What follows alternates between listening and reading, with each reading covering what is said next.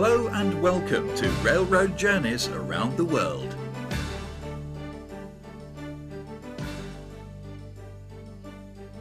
In this volume, we'll be looking at the distinctive railroads of France.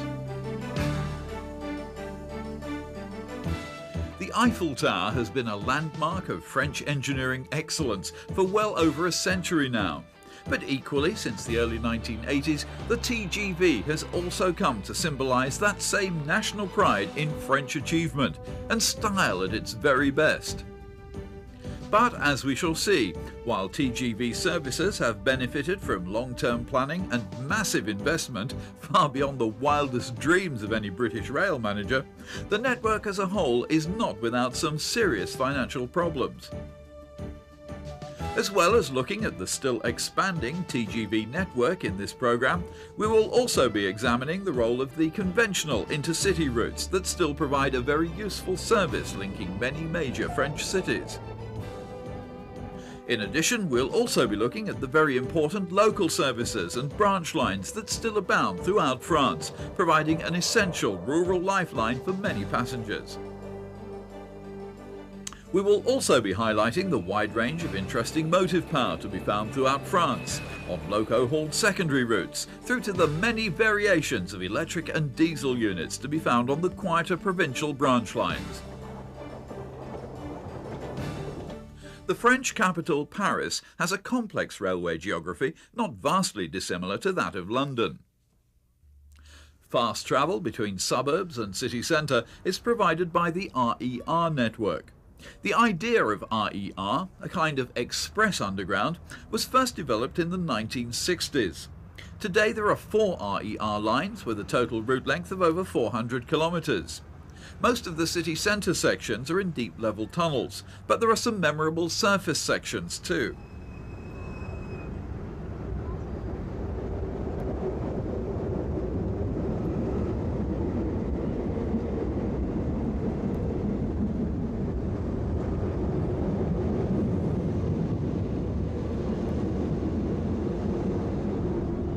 The original Train Grande Vitesse line, the TGV Sud-Est, provides the principal rail link between Paris and France's second city, Lyon. The Paris gateway to this pioneering high-speed service is the Gare de Lyon, one of Paris's finest as well as busiest mainline stations. This perhaps rather confusingly named Gare de Lyon, it is after all located in Paris and not in Lyon, is situated on the right bank of the River Seine, within walking distance of Notre Dame and the Bastille, and with all other major Paris attractions only a short metro ride away.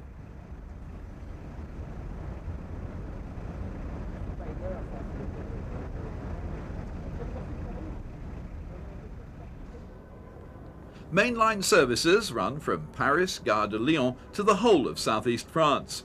Conventional locomotive-hauled trains operate to Clermont-Ferrand in the Massif Central, a main line that was only electrified as recently as the 1980s, while TGVs dominate the scene on the main axis to Lyon and onwards to the Swiss Alps and the Mediterranean coast. Although most of the journey between Paris and Lyon uses dedicated TGV track, the last few kilometres at the Paris end make use of conventional railway, with TGVs running side by side with commuter trains and other non-TGV long-distance services. The TGV service between France's first and second cities is attractive for its frequency as well as its speed.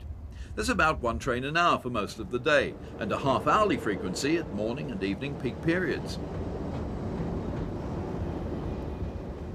Although the TGV was originally conceived as a self-contained high-speed network with only limited running of TGV trains over conventional tracks, the situation today is very different. On the Sud-Est section alone, there are direct TGV services from Paris to no less than 37 stations, and only 3 of those are on the direct line of route to Lyon. Another part of France with plenty of railway interest is the Burgundy region around Dijon. Dijon itself is a major freight centre. In particular, this marshalling yard a few kilometres south of the city is an important node on SNCF's wagon load network, with mainline routes radiating from it to Paris, Lyon, Strasbourg and Bâle.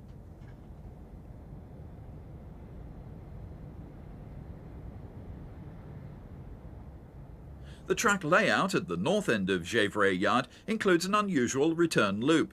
This enables trains from the south, such as this one, to enter the north end of the yard for ease of marshalling.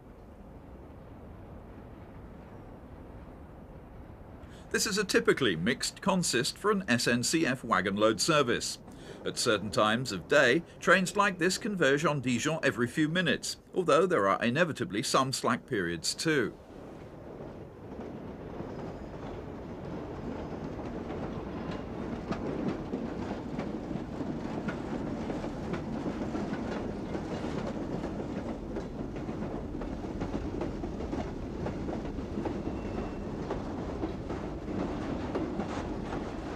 The freight scene on SNCF as a whole has been one of gradual but significant decline in recent years. The total freight tonnage conveyed in 1992 was 132 million tonnes, a 21% decline compared with 1982 and a 40% decline compared with 1972. Nevertheless, SNCF retains rather a larger share of the French freight market than trainload and rail freight distribution do in Great Britain.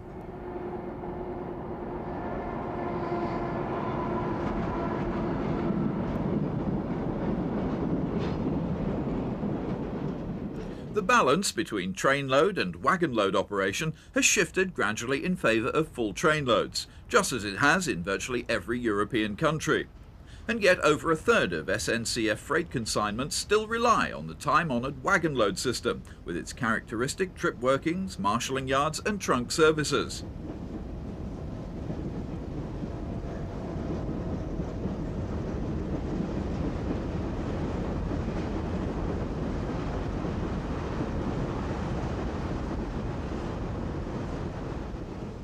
In the late 1980s, SNCF simplified its wagon load operations by combining what were originally two separate networks, Régime Ordinaire and Régime Accéléré, into a single network, with most trunk trains, such as this one, timed to run at 100 km an hour.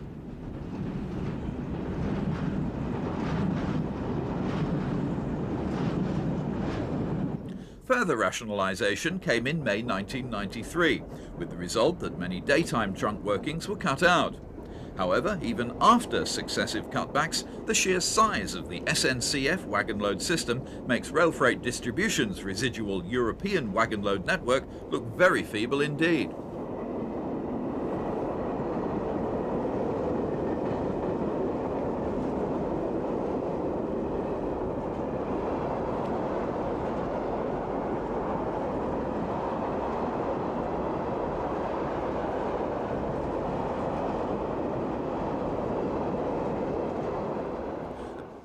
Typical of many cross-country lines in rural France is the 97-kilometre-long route from Valence to Grenoble. The line supports a near-hourly service for most of the day, with all trains locomotive-hauled and most of them formed of modern Corail coaching stock. Romont-Bourg de Péage is the first stopping point after leaving Valence. Today it's a peaceful provincial station, but a plaque on the station building recalls less happy times during the Second World War, when French soldiers were commandeered by the Nazi forces for compulsory service in Germany.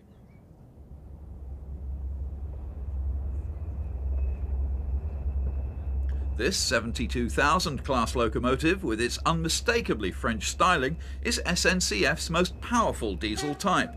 A total of 92 of them were built in the late 60s and early 70s.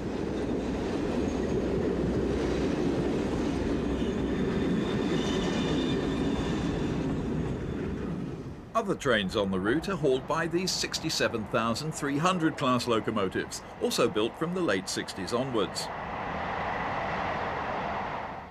The line includes some impressive scenery, not least of which is this fine crossing of the river Isère, just south of Romont-Bourg de Péage.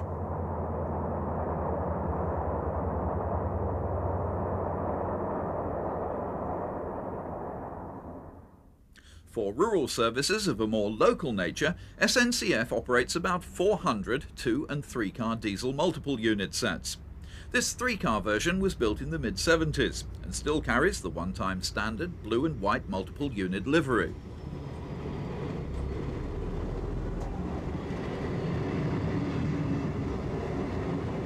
Looking deceptively modern is this 4630 class two-car unit. It's a member of SNCF's most numerous diesel multiple unit class, with a total fleet size of over 250 units. In fact, these units were introduced as long ago as the 1960s, but many have received new front ends in recent years, as well as a complete internal refit. The white and blue livery is one that's been adopted by the Basse Normandy Regional Council for its local services. Responsibility for financing many local rail services in France now rests with the regions, with the trains still provided by SNCF.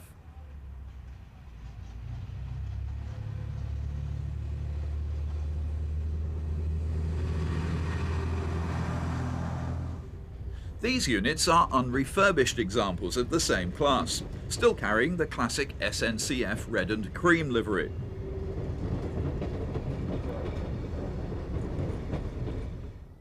Amiens station is familiar to many British travellers, as it lies on the old main line between Calais and Paris. It's a good place to observe a variety of both electric and diesel traction, with multiple unit stock prevailing on the various local services radiating from Amiens.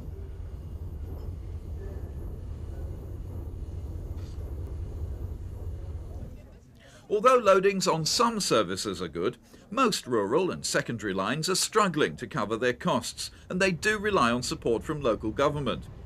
Here on the main line between Dijon and Metz, the cheapest way to provide a service is to use a diesel multiple unit, even though the route is electrified.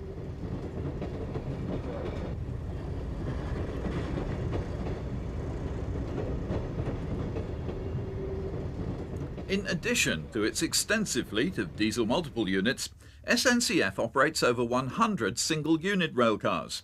These may run with up to 2 trailers, but for many services a single car is adequate.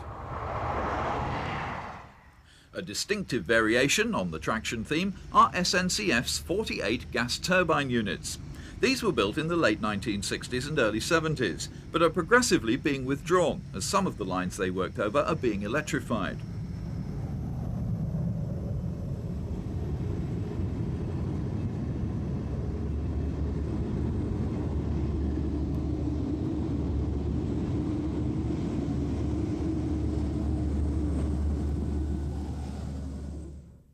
Located on the eastern side of the Massif Central is one of France's most important preserved railways. This densely wooded, rugged terrain in the department of Ardèche isn't perhaps the most obvious place to find a railway, but towards the end of the 19th century a whole network of meter-gauge lines was built to link the region's small towns and villages, with a total route length of just over 200 kilometres. Today, most of that network is just a memory. One section closed down in 1952, and by 1968 the whole system was moribund. However, in 1969, this 33-kilometre stretch between Tournon and La Mastre was reopened under private ownership to become what is today known as the Vivarais Railway.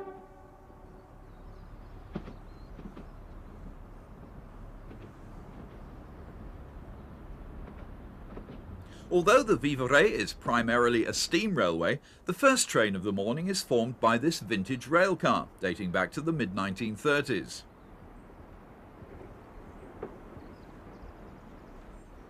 The approach to Tournon is highly unusual, as the meter gauge rails are interlaced with the standard gauge SNCF freight line along the west bank of the Rhône.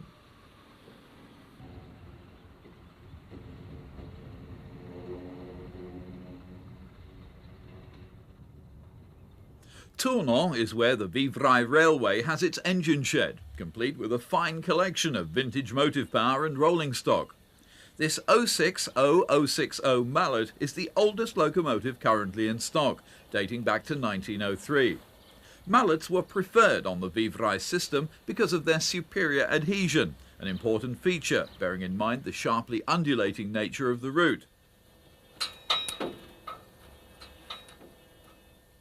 The shed at Tournon also houses up to 8 other steam locomotives, including this Mallet built at Belfort in 1932, and this Corpet 080 built in 1924.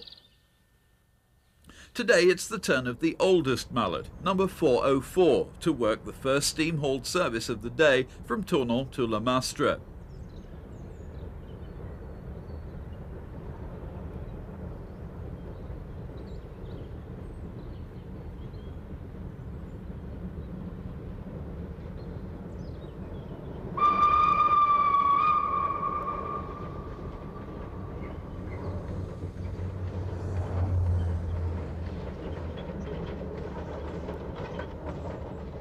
The journey, although it only covers 33 kilometres, is timed to take a leisurely 2 hours.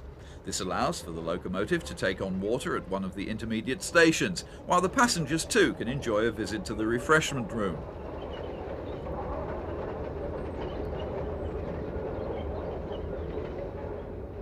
The Vivarais Railway has a splendid collection of rolling stock, some 35 vehicles in total. Not all of those vehicles have always belonged to the Vivarais. Many have been brought here from other meter gauge lines in France, including the now defunct system in Brittany.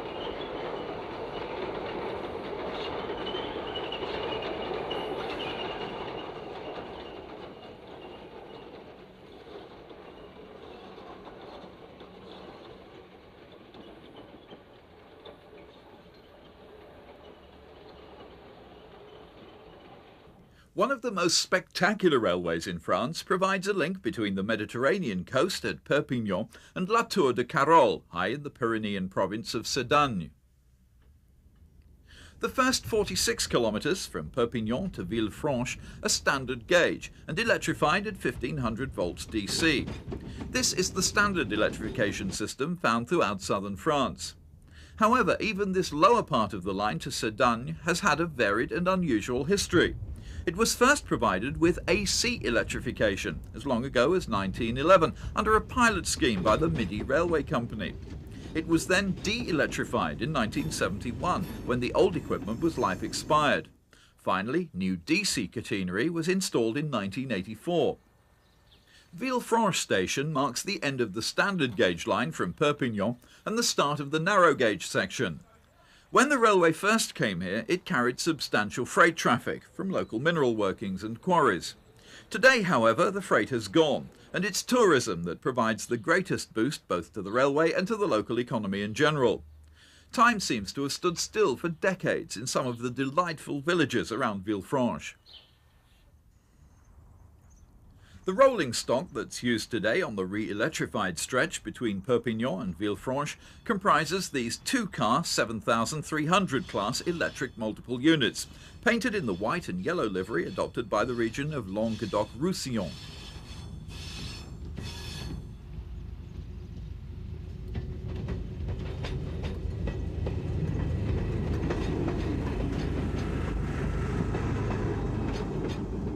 Beyond Villefranche, the railway passes through a wide range of mountain scenery, starting in the densely wooded Tête Valley and gradually winding its way up to the plateau of Cerdagne in the very heart of the Pyrenees. These 62 kilometres from Villefranche to the terminus of the line at La Tour de Carol are meter gauge, and the daily all-year-round train service is provided by rolling stock dating back to 1908. It's a most remarkable survivor.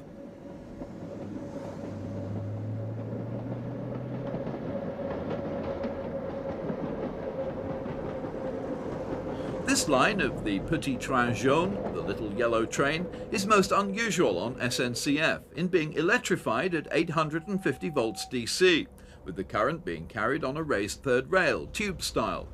The only other similar line runs from Gervais to Vallorcine in the Alps. The 2.5-hour journey from Villefranche to La Tour de Carol begins with a gentle meander alongside the River Tête, passing through typical Pyrenean villages such as this delightful example at Olette. From here on, the line climbs sharply, with lengthy gradients of between 1 in 25 and 1 in 17.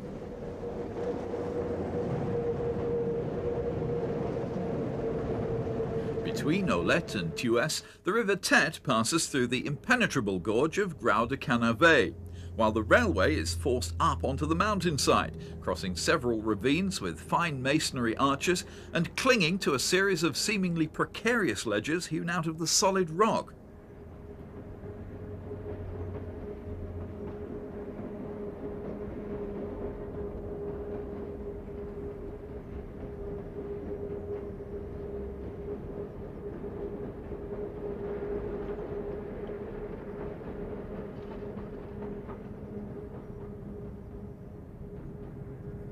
Of the 15 viaducts between Villefranche and La Tour de Carol, the Séjourné near Fontpédrousse is surely the most impressive, striding majestically over the valley of the Tête with the riverbed some 65 metres below.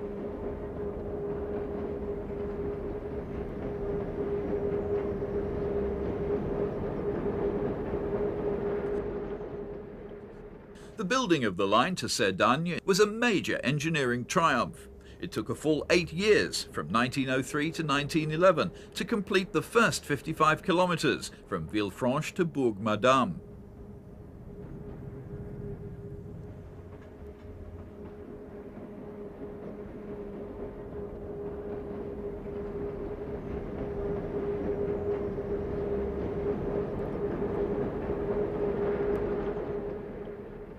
At Fontpédrousse, the morning train from Villefranche to La Tour de Carol enjoys a few minutes respite, while the balancing working clears the single line ahead.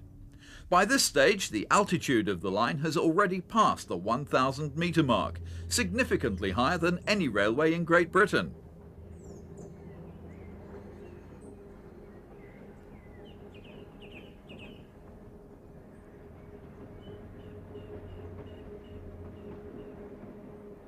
While Perpignan basks in warm Mediterranean sunshine, it's still very much winter on this upper section of the line to Cerdagne, even in the middle of April.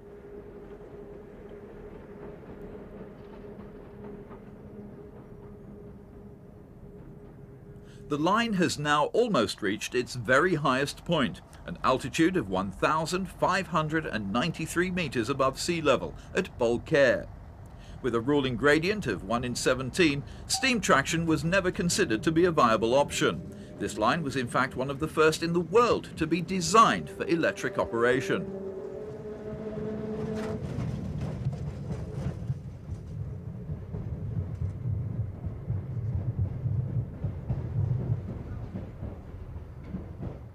As it reaches the plateau of Cerdagne, the Petit Train Jaune takes a leisurely detour to reach several small villages.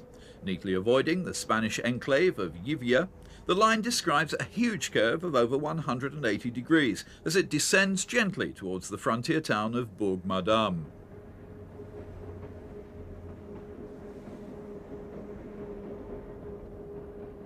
Geographically, this whole area lies on the Spanish side of the Pyrenean chain, and it did in fact belong to Spain until the French Cardinal Mazarin imposed his Treaty of the Pyrenees in the middle of the 17th century.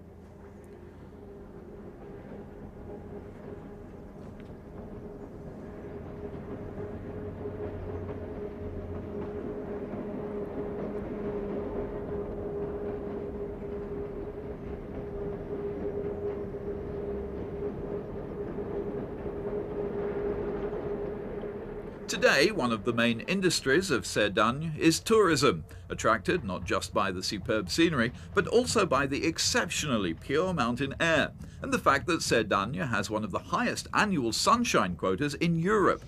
The railway undoubtedly owes its survival to that industry, with its 2 daily trains in each direction boosted to 5 in the summer season.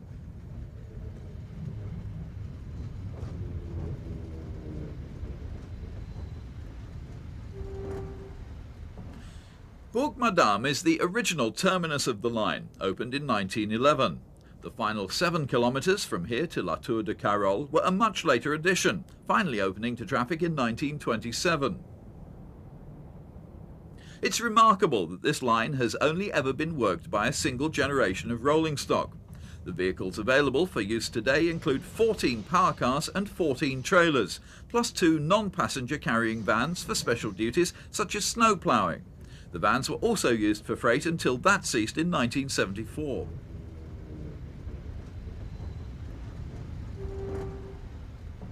All the stock in use today was extensively modernised and refurbished in the 1960s and again in the 1980s.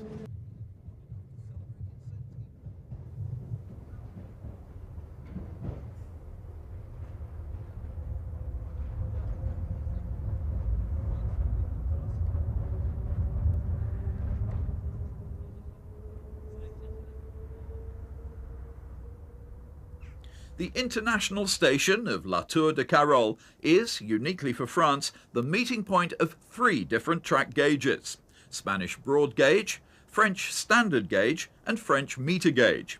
The imposing station itself was completed in 1925. Facing south are bay platforms for the meter gauge Petit Train Jaune and for the broad gauge line to Barcelona. The Spanish train service is fairly sparse, with just 3 daily arrivals and 4 departures in the winter timetable. The station, however, is well equipped for its international role. It even has an excellent restaurant. Approaching La Tour de Carol from the north is the French standard gauge line from Toulouse. All trains on this line are normally worked by push-pull formations, such as this one, powered from the rear by an 8500 Class BB electric.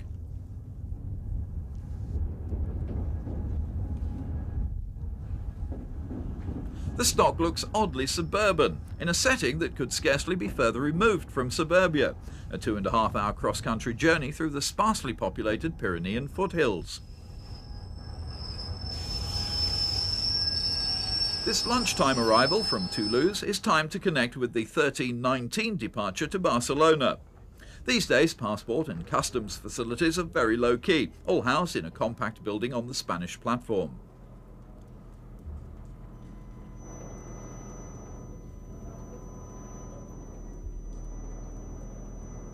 The 8500 class locos used on the Toulouse service are a typical 1960s design. 6 of the Toulouse allocation have been named after local towns and regions.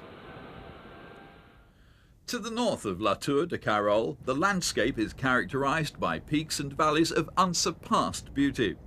The mountains between Pic Carlit and Puy-Pedros rise to almost 3,000 meters and form a continuous east-to-west chain for about 15 kilometers. The only crossing point by road is the pass of Puy-Morens at an altitude of just under 2,000 meters. Frequently, the pass of Puy-Morens is blocked by snow, and the railway, with its 6-kilometre-long tunnel, provides the only means of access between Cerdagne and the north. Soon, however, the railway will lose its natural advantage, as work is well underway on a parallel road tunnel.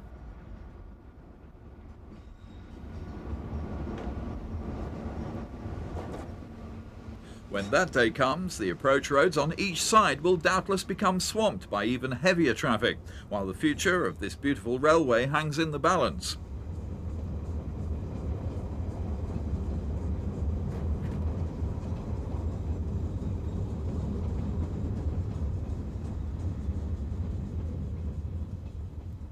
Already, one rail crossing of the Pyrenees has been closed, and this line could well be the next if its already low traffic volumes fall further. If closure were to take place, the only remaining rail links between France and Spain would be the 2 coastal routes, Mediterranean and Atlantic.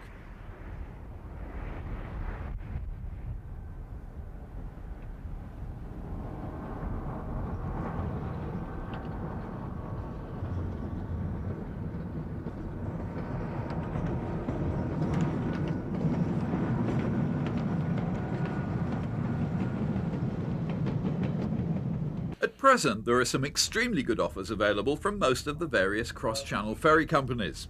If you're travelling from the north of England, we've found the North Sea Ferries route from Hull to Zeebrugge to be an unbeatable way of reaching Europe. The big advantage here is that it's possible to enjoy a relaxing crossing and inclusive meal before retiring for a good night's sleep in a well-appointed berth. The arrival time of 8 AM the next morning also allows plenty of time for an excellent breakfast before landing in Belgium. Customs formalities are swift, and it's usually possible to be across the border and into northern France within an hour of docking. Until the tunnel opens for regular traffic, the only other present options are to fly direct to Paris or one of the regional airports. Although fast, this is quite expensive. If you decide to investigate car hire, you should also budget for slightly more than UK prices, for both rental and petrol.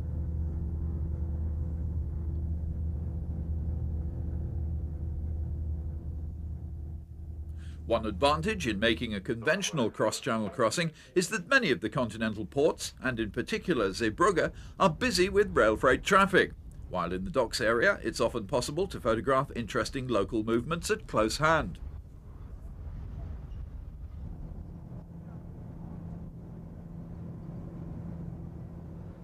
For those wishing to travel around France by rail, there are two viable alternatives.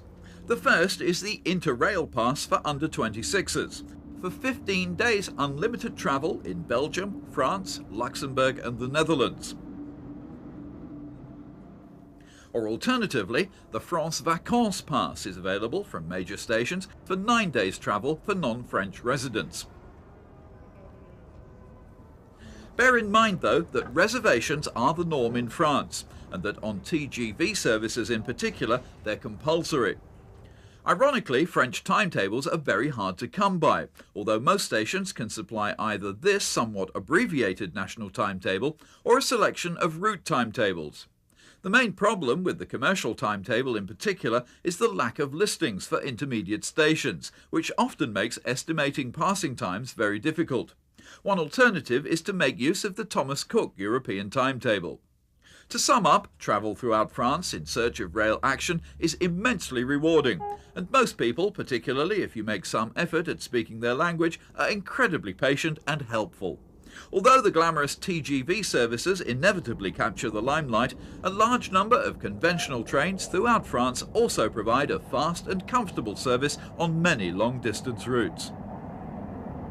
The quality of SNCF passenger accommodation took a leap upwards in the mid-1970s, when the first Corail stock was introduced. The word Corail is a shortened term of comfort rail.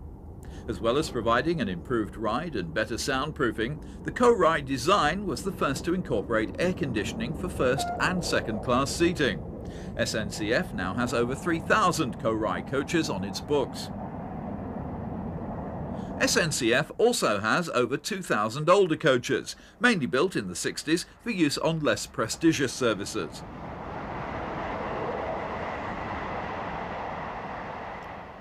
While it's understandable that the TGV attracts the biggest share of SNCF's investment programme, some would argue that this is at the expense of conventional trains. Journey times on non-TGV routes have scarcely improved in recent years, while on routes where there is a TGV service, conventional trains are often very few and far between. This wouldn't matter perhaps, except for the fact that travelling by TGV is expensive. Some passengers would doubtless prefer to have a cheaper, albeit slower, option.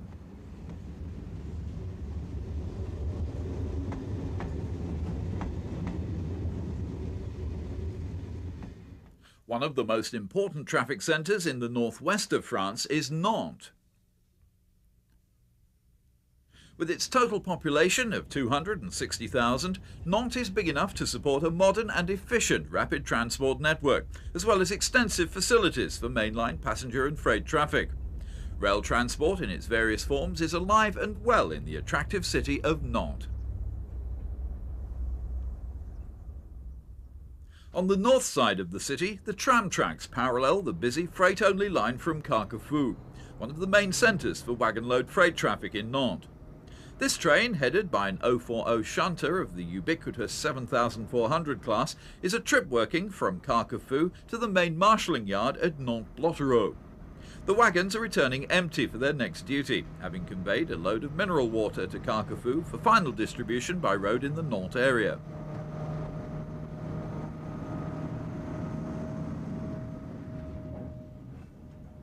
The near-coastal location of Nantes has helped it to become a major economic and industrial centre, a fact that's reflected in the steady volumes of freight traffic to be seen on the main routes radiating from the city.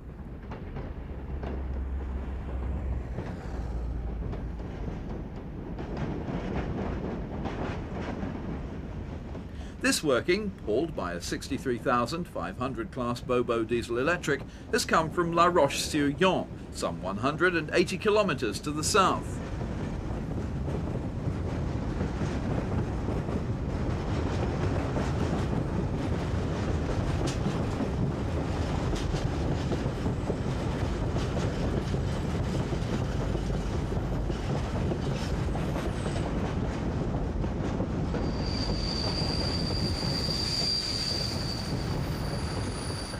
Wagon load freight to and from the Nantes area is currently sorted here at Blottereau Yard, a few kilometres east of the city centre on the main line to Paris. Although still busy by UK standards, the yard hasn't operated to full capacity for some time now.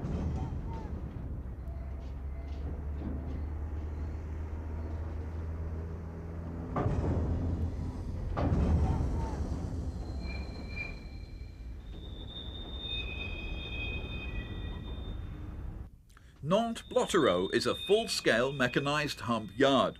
Although the yard still looks busy, particularly during the early evening, it is in fact only handling a small fraction of the traffic it was designed for. Substantial losses of wagon load traffic in recent years has meant that many similar-sized yards throughout France are severely underutilised. This particular train consists largely of empty wagons. One of the limitations of rail freight is that it's rarely possible to run wagons loaded in both directions. In the Nantes area, there is approximately twice as much incoming traffic as outgoing, and many flows require specialised wagons, for which no suitable backload traffic can be found.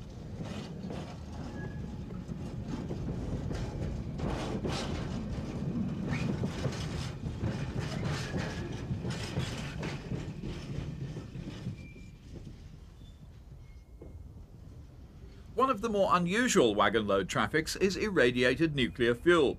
This is big business for SNCF, as the French government relies very heavily on nuclear fuel for its power generation.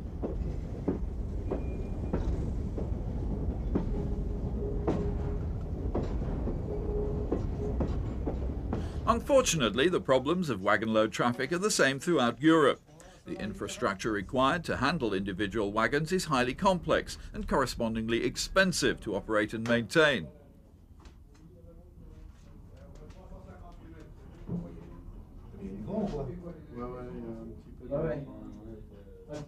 With the volume of traffic sinking rapidly, wagon load movements have fallen by 65% in the past decade. There's no way that this kind of infrastructure can remain viable. This means existing traffic flows will in future have to be sorted at Saint-Pierre-des-Corps at Tours. However, even with the Nantes Blottereau and two other yards at Rennes and Ambérieu now closed, SNCF still retains a much more extensive network for wagon load traffic than British Rail did, even in the heyday of Speedlink.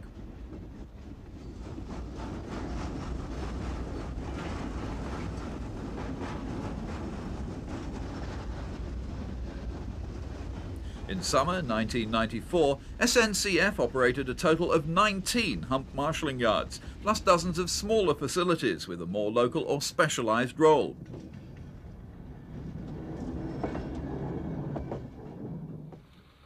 The second group of TGV lines to be built now serve the west of France and are known as the TGV Atlantique. One branch of the TGV Atlantique runs to Le Mans. This was open to traffic in 1989, slashing the journey time between Paris and Le Mans from 1 3/4 hours in the early 1980s to just 54 minutes today. Through services to Brittany have also been speeded up. The second branch of the TGV Atlantique runs to Tours, linking up with the classic main line to Bordeaux.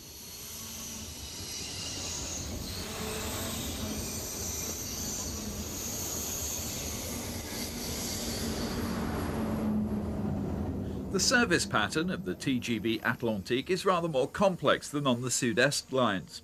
This is because, whereas much of the Sud-Est traffic is concentrated on the main artery between Paris and Lyon, the TGV Atlantique has no equivalent single core flow. Instead, trains diverge at various points from the main route to serve a wide range of different destinations. On the northern branch of the TGV Atlantique via Le Mans, there are regular through services from Paris to Nantes and to various towns in Brittany, including Rennes and Quimper. The design of the TGV Atlantique trains is closely modelled on the original TGV Sud-Est stock, but with a number of detail differences and improvements. Outwardly, the roof profile of the Atlantique power cars has been realigned to give a sleeker, more streamlined appearance. There's also the new livery, intended to emphasise that this is the second generation of TGV units.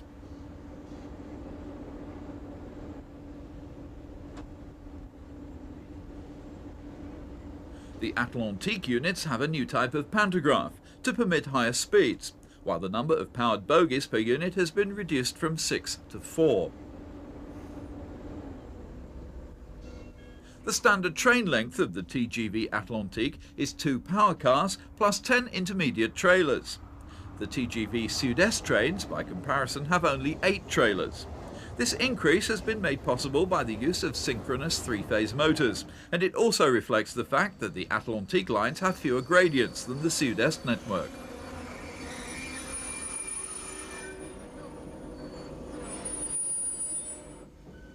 Altogether, there are 105 TGV Atlantique units in service, each providing seating for 485 passengers. As with the Sud-Est stock, 2 units can be coupled together and operate in multiple on busier services.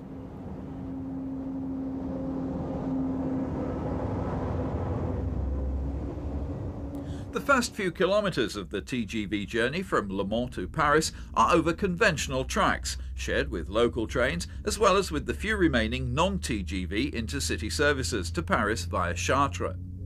On sections like this, the TGV driver must obey trackside signals, just like any other train. The special cab signalling that all TGVs are fitted with can only be used on dedicated track.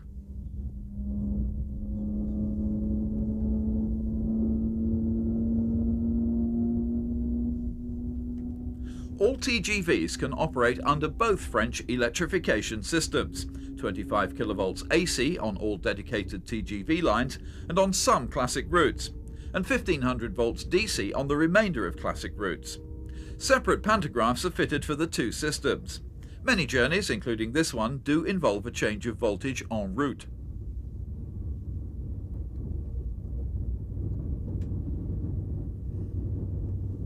It takes many years of training and experience before an SNCF driver is passed to drive a TGV.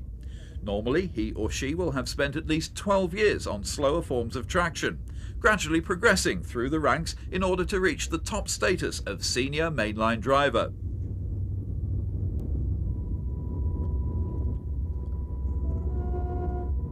With Le Mans now 20 kilometers behind us, the classic route to Paris via Chartres has been left behind, and the dedicated TGV line swings round sharply to the east. At this point, it passes over the alignment of the future Le Mans avoiding line, and will bring further significant reductions in journey times to places like Rennes and Quimper.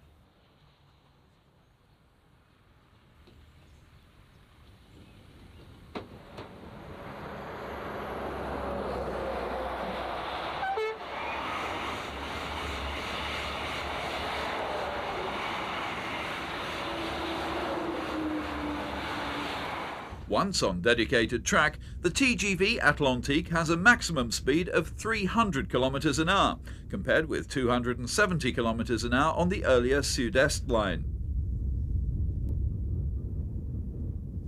At this kind of speed, it isn't practicable to rely on conventional trackside signalling.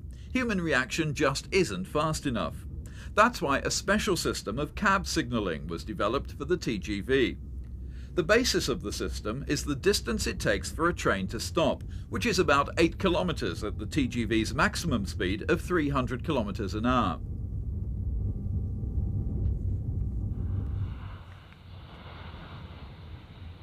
Although in normal service conditions the train speed is manually controlled by the driver, there is a fail-safe backup system which imposes the correct speed if for any reason the driver fails to respond. It's always desirable, however, for the driver to retain manual control, as he can use his detailed knowledge of the line to brake more effectively and conserve energy in a way that electronics cannot. Each 8-kilometre stretch is divided up into 3 or 4 signalling or block sections. Information about the state of those sections is conveyed to the train by means of track circuits and displayed on the driver's console. The driver can then adjust his speed accordingly.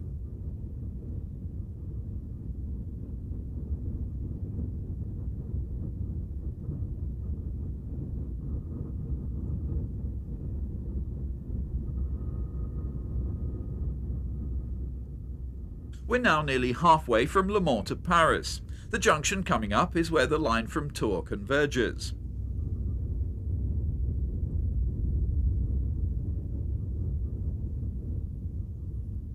The cab signalling on the TGV Atlantique allows for a remarkably short headway between trains, just 4 minutes. That means that a service frequency of 15 trains an hour is theoretically possible. The signalling is also flexible enough to allow one train to overtake another. Here we're passing the TGV Réseau set.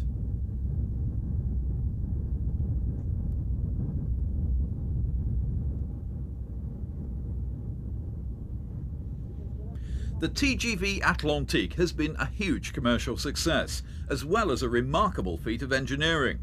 In 1991, over 19 million passengers used the TGV Atlantique, or to put it differently, there was a daily ridership of some 52,000.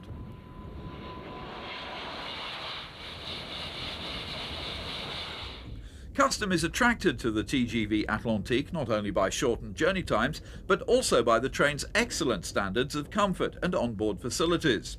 The specially fitted pneumatic suspension gives such a smooth ride that often you're scarcely aware that you're moving at a speed of around 180 miles an hour.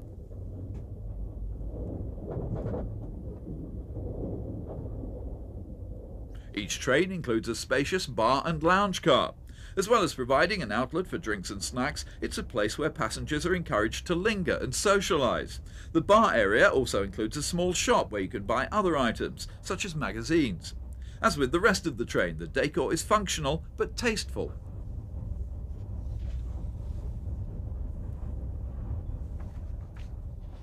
The TGV Atlantique network, as it stands today, comprises some 280 kilometres of dedicated route. The total cost of the project at 1990 prices was just over 10 billion, that's 10,000 million French francs, or about £1 billion. Not a sum that the British government would care to spend in a hurry on public transport infrastructure. And yet the TGV Atlantique produces a very satisfactory rate of return, currently 12%, or 23% if socio-economic factors are taken into consideration.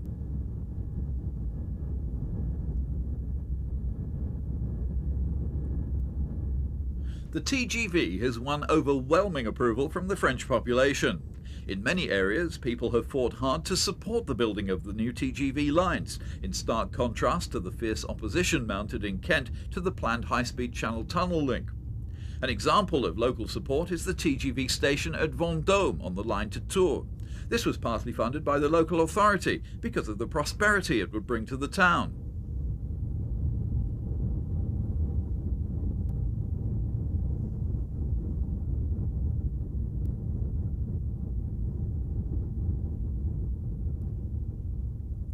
One reason for the high cost of TGV Atlantique, proportionately a lot higher than TGV Sud-Est, was the need for environmental protection measures, especially in the Paris suburbs. While TGV Sud-Est is entirely above ground, the Atlantique line includes just over 7 kilometres of tunnel. The tunnels are bored at a wider gauge than strictly necessary in order to reduce aerodynamic pressures. Great attention has also been placed on containing any sound from the line as far as possible. This is achieved by using concrete barriers near built-up areas to deflect the noise of the passing train.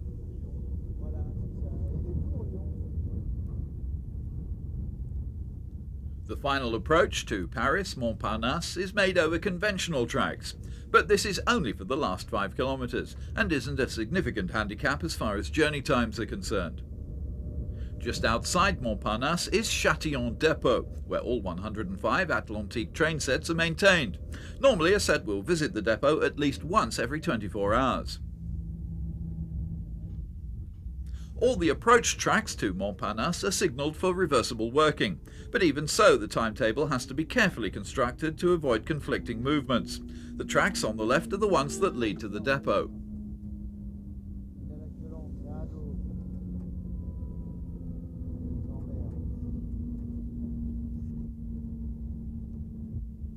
As the station platforms finally come into view, the skyline is dominated by the Montparnasse Tower, the tallest tower block in Europe. Montparnasse Station is now the second busiest mainline terminus in Paris, thanks largely to the advent of the TGV.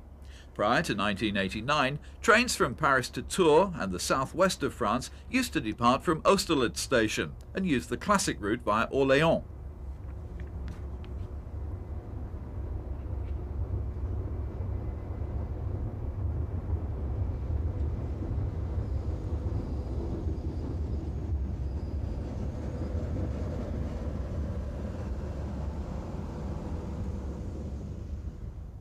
The TGV concept has been one of the outstanding success stories in the history of European railways. In their first 10 years of service, TGV trains carried over 200 million passengers, and the TGV network is still expanding.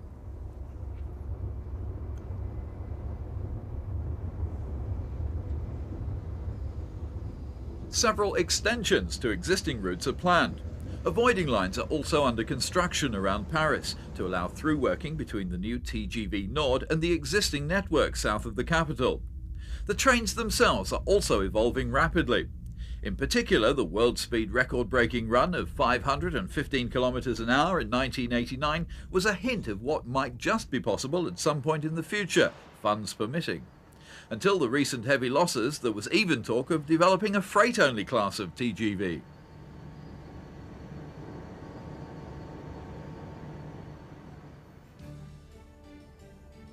We do hope that you've enjoyed this look at the unique railroads of this fascinating country. Bye for now.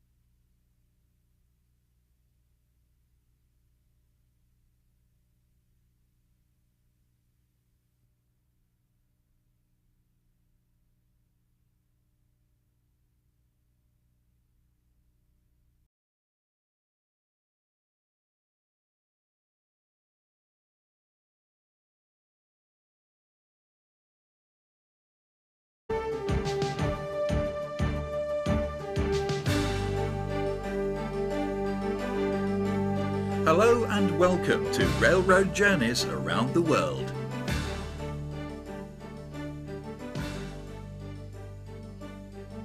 In this volume, we'll be looking at the distinctive railroads of France. The Eiffel Tower has been a landmark of French engineering excellence for well over a century now.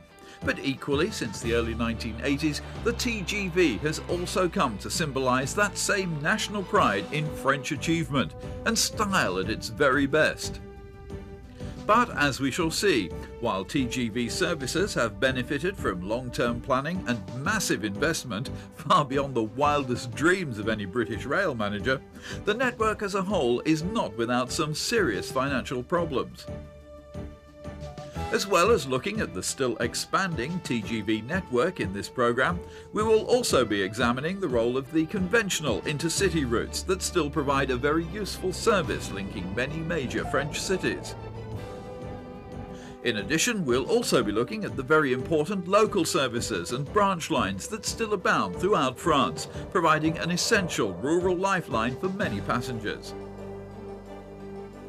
We will also be highlighting the wide range of interesting motive power to be found throughout France, on loco-hauled secondary routes, through to the many variations of electric and diesel units to be found on the quieter provincial branch lines. The French capital, Paris, has a complex railway geography not vastly dissimilar to that of London. Fast travel between suburbs and city centre is provided by the RER network. The idea of RER, a kind of express underground, was first developed in the 1960s. Today there are 4 RER lines with a total route length of over 400 kilometres. Most of the city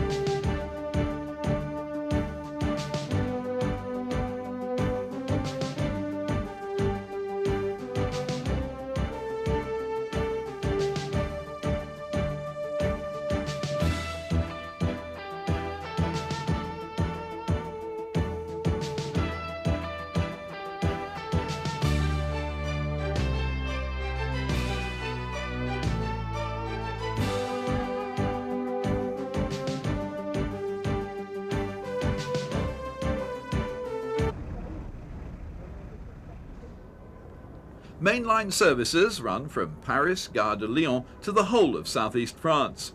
Conventional locomotive-hauled trains operate to Clermont-Ferrand in the Massif Central, a main line that was only electrified as recently as the 1980s, while TGVs dominate the scene on the main axis to Lyon and onwards to the Swiss Alps and the Mediterranean coast. Although most of the journey between Paris and Lyon uses dedicated TGV track, the last few kilometres at the Paris end make use of conventional railway, with TGVs running side by side with commuter trains and other non-TGV long-distance services. The TGV service between France's first and second cities is attractive for its frequency as well as its speed. There's about one train an hour for most of the day, and a half-hourly frequency at morning and evening peak periods. Although the intersections are in deep level tunnels, but there are some memorable surface sections too.